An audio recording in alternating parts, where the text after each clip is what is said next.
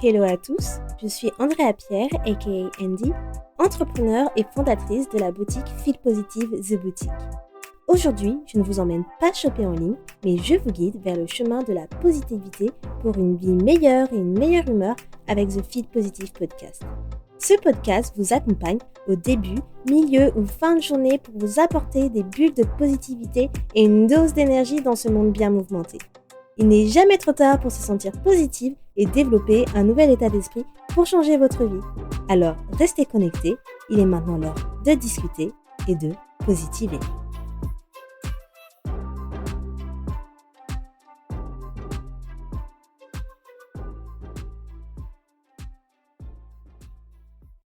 Hello les amours, j'espère que vous allez bien, que vous avez passé un super bon week-end. Bienvenue dans un nouvel épisode de Feel Positive. On est au mois d'octobre, la période d'Halloween. Ça passe trop vite et on est en plein milieu de l'automne également. Donc je ne sais pas pour vous quel est le temps à côté de chez vous. Pour moi, il fait super froid. On a vraiment l'impression d'être en hiver déjà en Angleterre. Mais bon, on fait avec, hein. J'ai l'habitude avec le temps. Aujourd'hui, je voulais aborder un sujet très important qui touche de nombreuses personnes et des personnes qui sont souvent en silence. Donc, l'anxiété sociale, la phobie sociale. Et si vous vous êtes déjà senti mal à l'aise ou bien encore nerveux ou nerveuse ou même paniqué dans des situations sociales, j'ai envie de vous dire que vous n'êtes pas seul. Vous n'êtes pas seul et c'est pourquoi dans cet épisode, on va explorer ensemble ce qu'est l'anxiété sociale, comment en fait elle se manifeste et surtout comment vous pouvez la surmonter pour vivre plus sainement et sereinement vos relations et interactions avec les autres lorsque vous êtes dans des situations sociales. Donc dans un premier temps, il faut savoir ce qu'est l'anxiété sociale, la phobie sociale. On peut utiliser ces deux mots, mais il ne faut pas confondre l'anxiété sociale à l'anxiété tout court, car c'est quand même deux choses différentes, même si on a le nom anxiété dedans. Donc l'anxiété sociale, en fait, c'est un trouble relationnel. Et j'ai vu, en fait, que selon la Haute Autorité de Santé, l'anxiété sociale touche jusqu'à 4,7% de la population française. Ce qui n'est pas rien. Ça reste quand même un gros chiffre à prendre en considération parce que ça montre quand même qu'il y a quand même pas mal de personnes qui souffrent d'anxiété sociale. Et en fait, l'anxiété sociale, c'est une forme de peur intense qui est liée aux situations sociales ou aux performances ou démonstrations en public. Donc en fait, c'est la peur d'interagir avec les autres. Et les personnes qui en souffrent, ils ont souvent peur d'être jugées, elles ont souvent peur d'être humiliées et d'être rejetées par les autres. Et du coup, ce genre de situation peut se manifester dans des situations qui peuvent être en fait des situations très simples, comme parler à des amis d'amis par exemple, parler en public, participer à des événements sociaux, participer à une réunion, avoir une conversation informelle avec une personne que vous ne connaissez pas.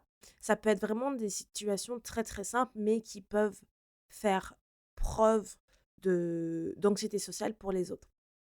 Une autre chose ici, c'est que les personnes qui sont timides peuvent se reconnaître dans les situations d'anxiété sociale. Parce qu'elles peuvent se dire, ouais, ah, mais moi, je suis timide. C'est souvent comme ça pour moi. C'est mon quotidien. Et c'est vrai. Si vous êtes timide, on peut dire que la timidité est une forme d'anxiété sociale.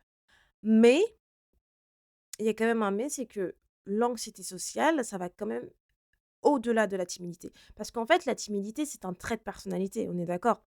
C'est un trait de personnalité que vous avez installé soit dans l'enfance, soit avec vos expériences, à cause de votre environnement familial, vos parents, etc. Mais vous ne naissez pas avec votre timidité, c'est quelque chose que vous avez construit avec le temps.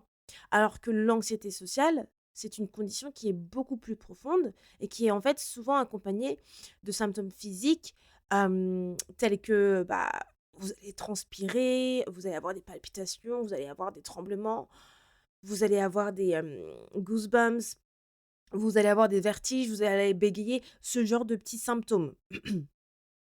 Et même les extravertis, ils peuvent expérimenter l'anxiété sociale. Et par exemple, je sais que mon chéri, c'est quelqu'un de très extraverti et pourtant il se retrouve parfois dans des situations d'anxiété sociale.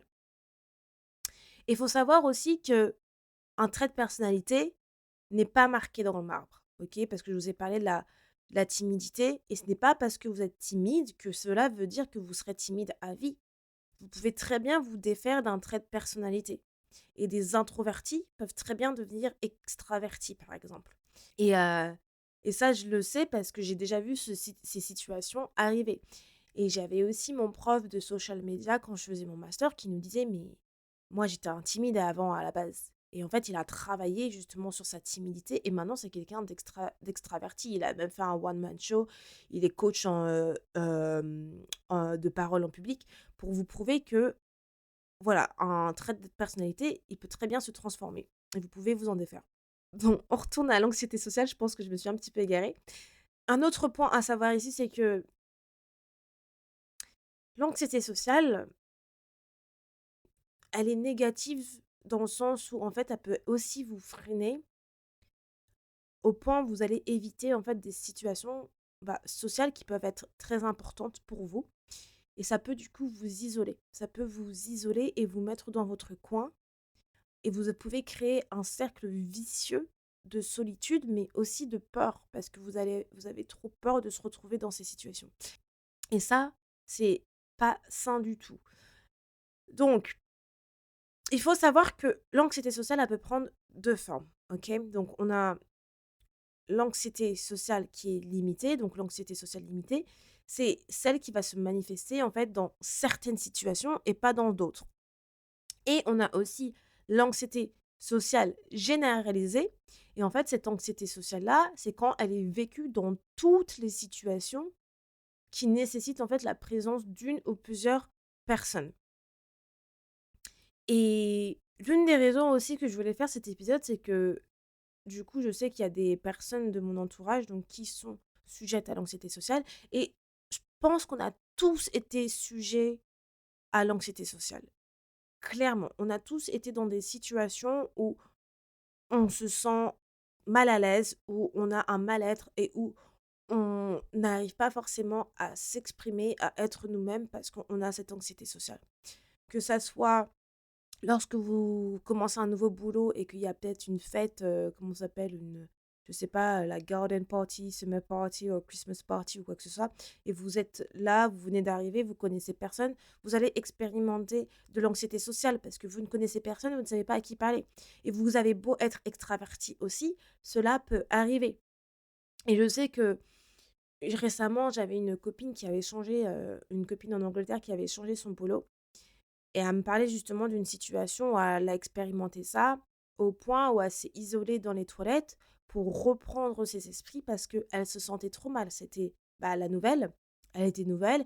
Ils ont fait justement, une sortie entre collègues et cetera. Ils l'ont invitée et vu qu'elle connaissait personne, ça l'a mise dans une situation d'anxiété sociale où elle pouvait pas forcément être elle-même parce que et elle se renfermait sur elle-même parce qu'elle connaissait personne et elle ne savait pas forcément comment aborder, se mettre avec les autres parce que tout le monde se connaissait déjà, faisait des blagues, tout ça et elle se sentait du coup un peu seule et elle avait besoin de reprendre ses esprits, s'est mis dans les toilettes carrément pour reprendre ses esprits et au final, elle a décidé de partir. Donc pour vous dire que vous n'êtes pas les seuls si vous expérimentez ça. Beaucoup de gens expérimentent ça et moi-même, j'ai parfois des mal-être et comment dire? Des situations où, je me sens mal à l'aise. Alors, également, j'ai oublié de le mentionner au début de l'épisode, mais je vous ai mis un quiz, d'accord, dans la description de l'épisode qui vous permettra de savoir si vous avez de l'anxiété sociale ou non, d'accord? Donc, faites le quiz. Bon, il faut que vous vous créez un compte. C'est sur le site, e-santé. Il faut que vous créez un compte. En fait, vous pouvez faire le quiz. Vous pouvez faire le quiz sans vous créer de compte, mais à la fin, pour avoir les résultats, vous allez devoir vous créer un compte. Et dès que vous mettez vos coordonnées, et ben, vous allez avoir les résultats qui s'affichent. Donc, moi, j'ai fait ce quiz. Je vais vous parler à la fin de l'épisode de mes résultats. Et je n'ai pas d'anxiété sociale. Mais je sais que j'expérience parfois des situations de mal-être et de malaise. Hem Et donc voilà, je vous recommande de faire ce quiz pour savoir, mais je vais vous dire aussi dans cet épisode comment vous pouvez identifier l'anxiété sociale, mais aussi comment vous pouvez vous en défaire. Donc, comment identifier cette anxiété sociale? D'accord? Donc, je vais vous donner quelques signes à prendre en considération et sur lequel vous pouvez surveiller. Donc, dans un premier temps, vous faites en fait face à des situations où vous allez éviter. Vous allez éviter d'être au centre de l'attention, comme pour parler en public, participer à des réunions, participer à un événement. Tout ce qui est ce type de situation où, voilà, vous ne souhaitez pas être la personne qui va parler ou qui se retrouve au milieu, vous allez éviter cela. Un autre signe, c'est que avant d'entrer dans une situation sociale, vous anticipez le pire. Vous allez imaginer que vous allez dire ou faire quelque chose d'embarrassant, alors que c'est très peu probable. Vous anticipez déjà avant que la chose arrive. Et ça, je crois qu'on a tous fait ça. Moi, encore parfois, ça peut m'arriver justement dans les situations sociales où je vous ai parlé, et je vous en parlerai aussi tout à l'heure. Troisième signe, c'est que vous avez des troubles de l'attention. Donc, en fait, pendant une interaction, vous êtes tellement focalisé sur ce que les autres pensent de vous que vous allez avoir du mal à vous concentrer sur la conversation. Et en fait, tout le long de la conversation que vous avez avec une personne, vous allez peut-être penser: «Ah mais si je dis ça, elle va peut-être penser ça». Ce qui fait que ça vous défocalise sur la conversation, même, puisque vous pensez simplement à ce que la personne peut penser de vous. Un autre signe, du coup, le quatrième signe, c'est que vous allez repasser mentalement la situation en boucle. Et vous allez vous critiquer et imaginer ce que vous auriez pu faire de mieux ou peut-être ce que vous aurez pu dire lors de la conversation. Donc, c'est-à-dire que vous êtes peut-être allé à un événement, vous avez rencontré des gens, vous étiez dans cette situation d'anxiété sociale. Et dans la conversation, vous avez peut-être dit des choses et au final, après, vous êtes rentré chez vous ou même 10 minutes après la conversation, vous vous dites: «Punaise, j'aurais pas dû dire ça» ou «Oh punaise, j'aurais dû dire ça». Oh, vous allez vous blâmer pour les choses que vous avez dites ou pas dites. Et ça aussi, je pense qu'on l'a tous rencontré. Et le dernier signe, c'est que vous vous mettez en mode introverti. Donc là, vous êtes plutôt à vous mettre en mode silencieux et vous n'allez pas agir. Vous n'allez pas parler. Vous n'êtes pas vraiment vous-même. Et ça, moi, parfois, ça m'arrive. Je vais me mettre en mode introverti. Je vais me replier un peu sur moi-même et je vais éviter de parler alors que peut-être j'en ai des choses à dire. C'est juste que je suis trop dans un mal-être qui fait que, voilà, je vais peut-être pas parler. Et du coup, ces signes peuvent indiquer une anxiété sociale. Mais ce qu'il est important aussi de se rappeler, c'est que cette condition, ça peut varier d'une personne à une autre. Donc, comme je disais, faites le test et ça va vous dire si vous êtes une personne qui expérimente de l'anxiété sociale.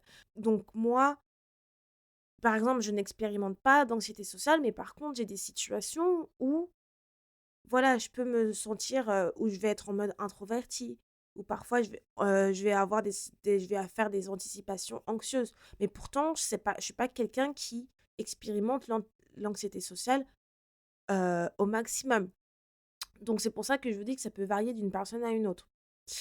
Mais par contre, si vous vous retrouvez dans plusieurs de ces situations, de ces plusieurs signes que j'ai mentionnés, du coup, il est possible que vous vous confrontez à cette forme d'anxiété et c'est pour ça que je recommande de faire le test.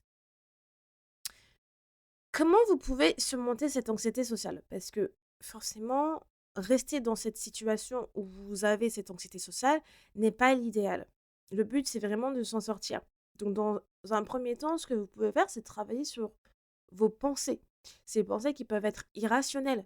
Donc, du coup, travailler sur vos pensées, parce qu'en fait, les personnes qui ont cette condition d'anxiété sociale, elles vont avoir des pensées automatiques qui vont souvent amplifier le jugement des autres ou exagérer, heu, le jugement des autres.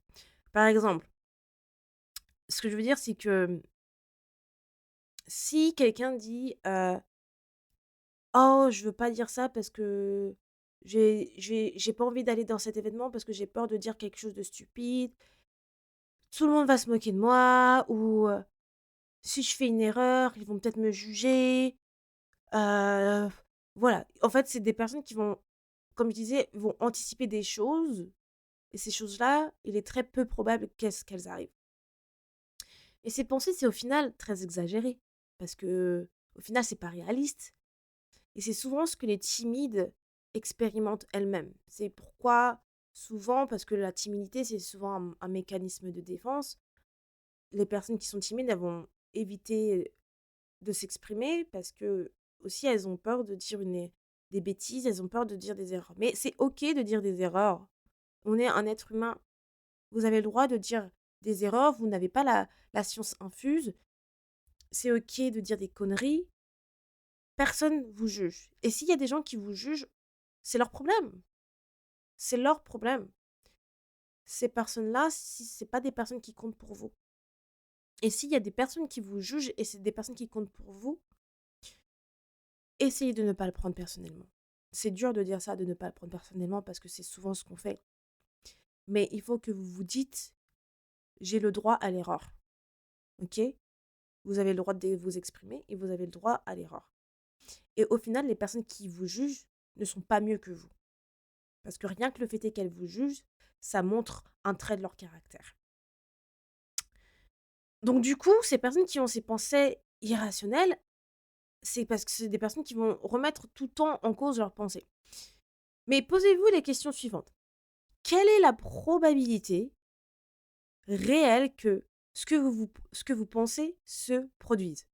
Est-ce que vous êtes autant importante que vous le pensez aux yeux des autres? Et même si vous faites une erreur ou dites quelque chose de mal, est-ce que cela, ça aura un impact durable? Posez-vous vraiment ces questions. Parce qu'au final, vous allez voir, la réponse, ça va être non. Exactement. Et c'est pour ça, ces pensées, elles sont irrationnelles. Parce que sur la probabilité, elle est négative. Il faut vraiment que vous appreniez à rationaliser vos pensées parce que ça peut réduire l'anxiété ressentie du coup dans ces situations sociales. Mon deuxième point qui peut vous aider à surmonter l'anxiété sociale, c'est du coup de pratiquer l'exposition sociale progressive, donc d'élargir votre zone de confort. Ça, c'est quelque chose que moi je fais. Et pourtant, j'ai pas d'anxiété sociale, mais c'est un automatisme que je prends tout le temps pour pouvoir justement m'aider à élargir ma zone de confort. Donc, du coup, en fait, cette technique d'exposition sociale progressive, en fait, là, ça va s'agir de vous exposer petit à petit à des situations qui vous font peur, mais de manière contrôlée et progressive. C'est-à-dire, si vous avez peur de parler en public, par exemple, commencez par des situations plus faciles, plus simples, comme parler devant un petit groupe d'amis ou poser des questions lors d'une réunion, par exemple. Donc, un petit groupe d'amis, pas forcément votre groupe d'amis parce que vous le connaissez, mais par exemple, le groupe d'amis à vous ou le groupe d'amis de votre partenaire.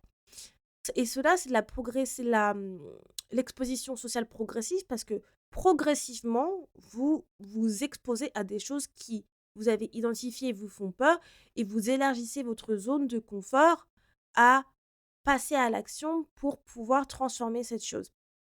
Parce que là, l'idée, c'est de vous habituer à ces situations qui sont inconfortables pour vous, étape par étape, pour vous plonger en fait directement dans cette situation qui est inconfortable pour vous.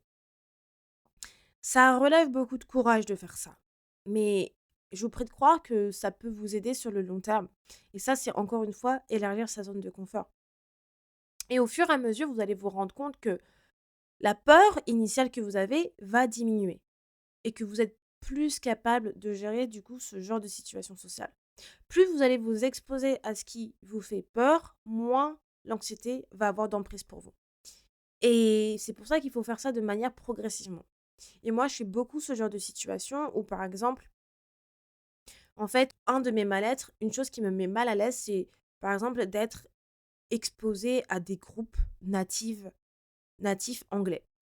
Ce qui est assez surprenant parce que je travaille dans une entreprise américaine, je parle 98% de mon temps en anglais. Mon chéri est anglais natif, il ne parle pas un mot de français. Et mes amies d'Angleterre sont aussi anglaises. Mais en fait, c'est pas parce que je suis bilingue que parfois je n'ai pas ces situations où je suis mal à l'aise. Parce que ce que les gens oublient, c'est que certes, une personne peut être bilingue, mais être bilingue ne veut pas dire que vous connaissez tout sur tout. Il y a des vocabulaires en anglais que je connais pas parce que personne connaît un vocabulaire à 100%. Il y a des expressions anglaises, certaines je les connais pas parce que il y en a énormément des expressions anglaises. Déjà, je connais pas toutes les expressions en français, alors en anglais, c'est encore autre chose. Je ne connais pas le langage familier en anglais. Donc, quand il y a des personnes avec qui je suis entourée qui utilisent un langage familier en anglais, je ne sais pas ce que ça veut dire parce que je n'ai pas appris ce langage. Donc, je me retrouve parfois dans des situations où je suis dans un groupe avec des gens en anglais et quand ils commencent à parler de choses où je ne vais pas forcément comprendre parce qu'ils vont utiliser des expressions typiques anglaises que moi je ne connais pas, ou ils vont parler dans un langage familier en anglais que je connais absolument pas, et ben là je vais me replier sur moi-même. Je vais me replier sur moi-même où je vais clairement me mettre en mode introverti et je ne vais pas parler, et je vais pas être moi-même. Parce que, voilà, je me dis: «Bon, ils vont faire une blague avec leurs expressions anglaises, moi je vais pas comprendre la blague, en fait». Genre, j'ai déjà du mal avec les blagues françaises, alors anglaises, qu'est-ce que vous me dites? Donc je vais me replier sur moi-même et ça va me provoquer vraiment un mal-être. Et du coup, je sais que parfois, je vais anticiper ce genre de situation où je me dis: «Voilà, vas-y, je vais aller, dans cet événement et je vais pas comprendre les blagues qu'ils vont dire parce que, ils vont utiliser des expressions anglaises que je connais pas». Et mon chéri qui est anglais, on se parle souvent de ça parce que justement, bah, forcément, je rencontre ses amis, tout ça, et parfois dans des situations où je sais qu'on va devoir avoir je vais devoir rencontrer ses amis, je lui dis: «Bon, vas-y, on va aller à cet événement», et moi, je vais me retrouver à ne pas comprendre, vos blagues, anglaises là. Et du coup, mon chéri, il me rassure souvent parce qu'il me dit: «Mais en fait, babe, t'as pas à t'inquiéter du tout parce que tes pensées, elles sont tellement irrationnelles, tu parles super bien anglais, les gens, ils te comprennent. C'est OK, c'est normal que tu ne comprennes pas les blagues anglaises. Tu n'es pas native, donc pers personne s'attend à ce que tu comprennes, en fait, nos blagues. Je sais que ça peut te mettre inconfortable parce que tu comprends pas et tu rire comme nous, mais c'est OK si tu ne les comprends pas. Les gens, au contraire, ils sont tellement bluffés de voir que tu es bilingue et que tu es venue toute seule en Angleterre il y a 6 ans. À chaque fois, ils me disent: «Mais ta copine, elle est géniale». Genre, sois fière de ça et n'aie pas peur d'être entourée de mes amis si, en fait, ils parlent, un langage familier ou s'ils font des blagues que tu comprends pas. Parce que eux ils comprennent très bien et ils savent que tu es française et ils savent ils peuvent pas s'attendre à ce que tu comprennes les blagues, anglaises à 100% ni le langage familier à 100%. Eux-mêmes ne sont pas capables de comprendre la moitié des mots français. Donc t'inquiète pas. Et au final, à chaque fois, quand il me dit ça, ça me rassure tellement et je me dis: «Mais c'est vrai, Andy, franchement, ne sois pas bête, clairement.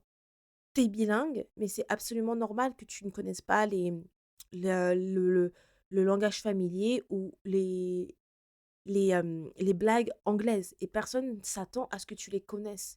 Donc si tu ne rigoles pas à des blagues ou autres, ce n'est pas la fin du monde». Mais à chaque fois, il faut que je me dise ça, où je me retrouve dans des situations où je suis avec des natifs anglais, mais vraiment qu'un groupe de people anglais 100%. Quand je dis natifs anglais, je parle pas des Européens comme moi ou des Espagnols ou Italiens qui parlent anglais, parce que les Européens qui parlent anglais, on se comprend. Ils sont dans la même situation que moi. Mais les natifs anglais, c'est autre chose parce qu'ils ont vraiment leur propre langage. C'est comme nous, les Français, quand on parle entre nous et qu'on a des Européens qui parlent français. Donc, c'est pareil pour eux. Ils ne vont pas comprendre nos blagues, ils vont pas comprendre le verlan, les meufs, les trucs comme ça, nos mots familiers. Donc, ils vont se retrouver dans des situations assez avec cette anxiété sociale aussi parce que vont se dire, mais moi, je comprends jamais. Donc, là, pour vous dire, juste pour revenir au point où je disais, c'est que pour en fait, du coup, pallier à ce problème où parfois je me sens mal à l'aise et que j'ai un inconfort quand je me trouve dans des groupes anglophones, ce que je fais, c'est que j'élargis ma zone de confort en m'exposant moi-même à des situations sociales où je suis entourée de personnes anglaises. Hors le groupe d'amis de mon copain ou des situations familiales, et cetera. Donc, je vais à des événements au networking dans ma ville où du coup, là, je vais parfois être entourée de businesswomen, et cetera, et je m'expose à ça. Par exemple, quand j'étais partie à la Spiritual Fair la dernière fois que je vous avais parlé, je m'étais exposée moi-même à être entourée que de natifs anglais qui utilisent parfois du vocabulaire ultra soutenu jusqu'au familier, je ne sais pas. Et c'était OK. Et au final, je me dis toujours, ouais, bon, Andy, en fait, c'est vrai que c'est des peurs irrationnelles et que anticiper le pire, à chaque fois, ça sert à rien. Donc, c'est pour ça que je vous dis que ne vous avez pas à vous inquiéter et n'hésitez pas à vous exposer ces, hem, à des situations sociales pour vous habituer. Donc, un autre point pour surmonter votre anxiété sociale, c'est du coup chercher tout simplement la cause de votre anxiété sociale. Donc, cherchez dans vos souvenirs si la cause de votre phobie sociale provient de certains événements qui ont été traumatisants pour vous, que ça soit dans votre jeunesse ou autre partie de votre vie. Donc, ce que vous pouvez faire, c'est écrire dans un bloc-notes ce qu'il s'est passé et comment ça vous a affecté. Comme ça va vous permettre de pouvoir travailler petit à petit sur de nouveaux comportements et du coup, ces nouveaux comportements-là, vous pourrez les adopter. En fait, c'est comme les croyances limitantes ici. Vous savez, les croyances limitantes, je vous ai fait un épisode là-dessus où je vous montre comment les déconstruire. D'accord? Et je vous donne tout un processus. Et donc, comment savoir que vous avez une croyance limitante, d'où elle provient, etc. Et bien là, c'est un peu la même chose. Vous cherchez la cause de votre anxiété sociale et vous allez travailler là-dessus pour la déconstruire. Ensuite, autre point, c'est renforcer votre identité. C'est comme ça que je l'ai appelé. Donc, en fait, là, ça va être toute la partie sur la connaissance de soi. Donc, l'anxiété sociale, c'est souvent lié à un manque d'estime de soi ou d'amour de soi, de confiance en soi ou d'affirmation de soi. Donc, parfois, les personnes peuvent avoir tout ce manque. Parfois, une personne peut avoir l'un ou l'autre. Ou parfois, les personnes, elles vont pas avoir du tout l'une de ces choses. C'est simplement qu'elles ont un mal-être. Donc, il est essentiel de travailler sur votre estime de soi pour diminuer, du coup, votre forme d'anxiété. Et du coup, qu'est-ce que vous pouvez faire pour renforcer votre estime de vous-même? Et bah, là aussi, encore une fois, c'est pas si compliqué que ça, hein. Pour renforcer votre estime de vous-même, il faut travailler sur vos forces, vos réussites, surtout vous concentrer sur vos réussites, même les plus petites. Qu'est-ce que vous avez accompli dans votre vie sur lequel vous êtes fier? Ça, c'est important. Je le répète tout le temps, mais pensez toujours à vos petites victoires parce que ça vous permet de construire votre estime personnelle. Prenez le temps de les reconnaître, prenez le temps de les célébrer. Aussi, pratiquez l'autocompassion, soyez bienveillant avec vous-même. Donc ne vous blâmez pas, ne vous traitez pas de manière indigne. Vraiment, traitez-vous avec bienveillance et donnez-vous la même bienveillance que vous donnerez à un ami. Si vous faites une erreur ou que vous vous sentez anxieux ou anxieuse pour une situation, rappelez-vous que tout le monde fait des erreurs et que cela ne diminue en rien votre valeur. Vous avez le droit à l'erreur. Vous êtes un être humain, ok? Vous n'êtes pas un robot. Donc, vous avez le droit à l'erreur. Arrêtez de vous dire que vous êtes con, conne ou whatever parce que vous avez fait une erreur, vous avez dit une bêtise.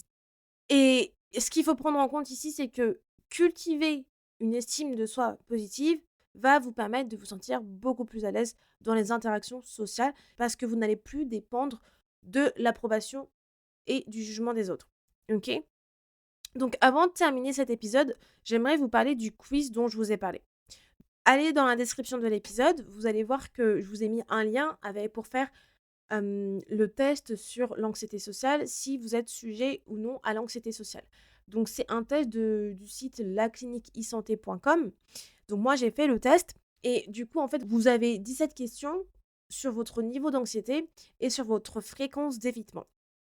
Et donc ensuite, au niveau de vos résultats, vous allez avoir une sorte de, je ne sais pas comment ça s'appelle, mais une sorte de, d'échelle entre aucune anxiété ou une sévère anxiété. Donc vous allez avoir plusieurs, du coup, niveaux. Donc aucune anxiété, ça va être en vert. Vous allez avoir légère, ça va être en orange moyen. Vous allez avoir modéré, ça va être en rose pâle, rouge pâle. Et vous allez avoir sévère anxiété, où ça va être en rouge, rouge, rouge. OK? Et du coup, après, vous allez avoir l'explication de vos résultats, donc pour votre niveau d'anxiété, donc les réponses que vous avez mis et du coup, la fréquence d'évitement aussi, donc la réponse que vous avez mis. Et vous avez une analyse générale qui vous dit si vous êtes sujet ou non à l'anxiété sociale. OK?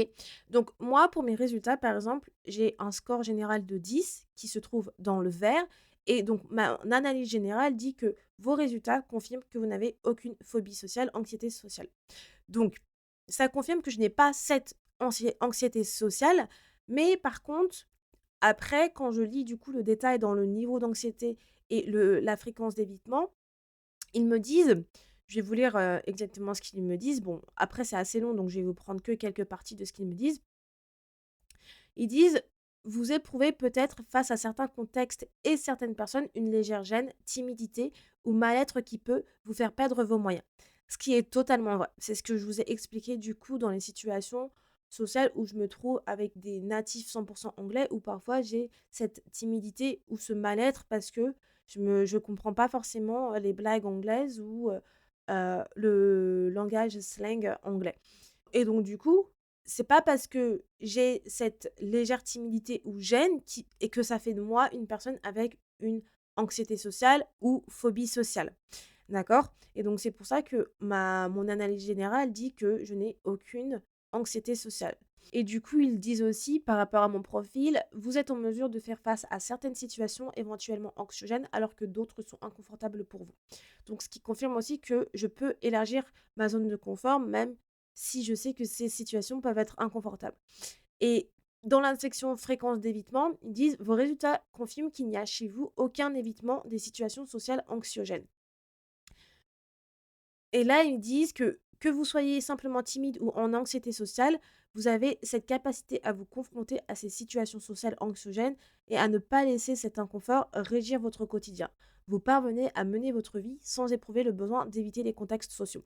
Donc là encore, ça confirme que je n'ai pas d'anxiété sociale et que je n'évite pas les situations sociales, même si il y en a qui me mettent mal à l'aise. Donc là encore, ça confirme le fait est que j'élargis ma zone de confort et que malgré mon inconfort, je m'expose quand même à ces situations sociales. Donc, je vous invite vraiment à faire ce test parce que ça en dit beaucoup, effectivement, si vous avez une anxiété sociale ou non, ou si vous vous trouvez dans la même situation que moi, que vous n'expérimentez pas d'anxiété sociale ou de phobie sociale, mais que vous êtes simplement parfois dans l'inconfort, dans un mal-être face à certaines situations. Et si c'est le cas, c'est OK.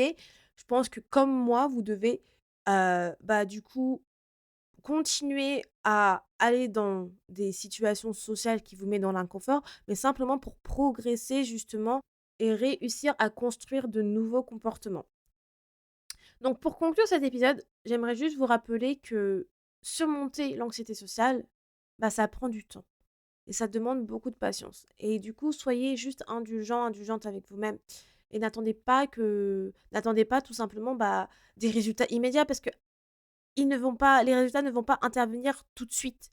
Rome ne s'est pas construit en un jour. Donc, n'essayez pas d'atteindre le haut de l'échelle alors que vous êtes encore en bas de l'échelle. Prenez l'échelle un par un, avec une marche une par une, pour arriver en top.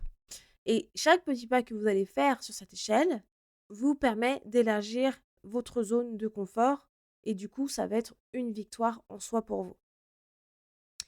Si vous vous sentez bloqué, surtout n'hésitez pas à chercher du soutien. Que ça soit auprès d'une thérapeute, que ça soit auprès d'un coach ou même d'un groupe de soutien. Vous avez pas mal de groupes de soutien en ligne. N'hésitez pas. N'hésitez pas à faire cette action de chercher de l'aide. Et encore une fois, je tiens à préciser, chercher de l'aide, c'est normal. C'est OK de chercher de l'aide. N'ayez pas peur de chercher de l'aide. Mais sachez que même si c'est paralysant, sachez que ce n'est pas une fatalité. Que vous pouvez très bien trouver des moyens des bons outils. Avec de la persévérance, vous allez pouvoir progresser pour retrouver un sentiment de liberté et de sérénité dans vos interactions sociales. Vous n'êtes pas obligé de rester dans cette situation où ça vous paralyse. Travaillez sur cela. Travaillez sur vous. C'est pourquoi le développement personnel, c'est important parce que ça vous permet de voir toutes ces petites choses dans votre quotidien qui vous freinent à avancer, qui vous paralysent, qui paralysent vos relations, qui paralysent vos interactions avec les autres et qui fait que vous ne pouvez pas être vous-même. J'espère que cet épisode vous a plu et qu'il résonne avec certains d'entre vous. Donc merci beaucoup de l'avoir écouté jusqu'au bout et si vous pensez que cet épisode vous a été utile, surtout n'hésitez pas à le partager avec quelqu'un qui pourrait en bénéficier. Car je sais très bien qu'il y a beaucoup de personnes là dehors qui font face à cette anxiété sociale. Donc surtout n'hésitez pas à le partager avec eux cet épisode. Et moi, je vous retrouve du coup la semaine prochaine pour un nouvel épisode de Fille Positive. D'ici là, prenez soin de vous et je vous dis à bientôt pour un nouvel épisode. Ciao! Merci beaucoup de ton écoute et d'être resté avec moi jusqu'au bout. Si à la fin de cet épisode tu sens ton humeur changer et tu te sens un peu plus boosté, n'hésite pas à me laisser un avis ou une note sur ta plateforme d'écoute préférée, ça me fera toujours plaisir et j'apprécierai de les lire dans le prochain épisode. À bientôt, positivement, Andy.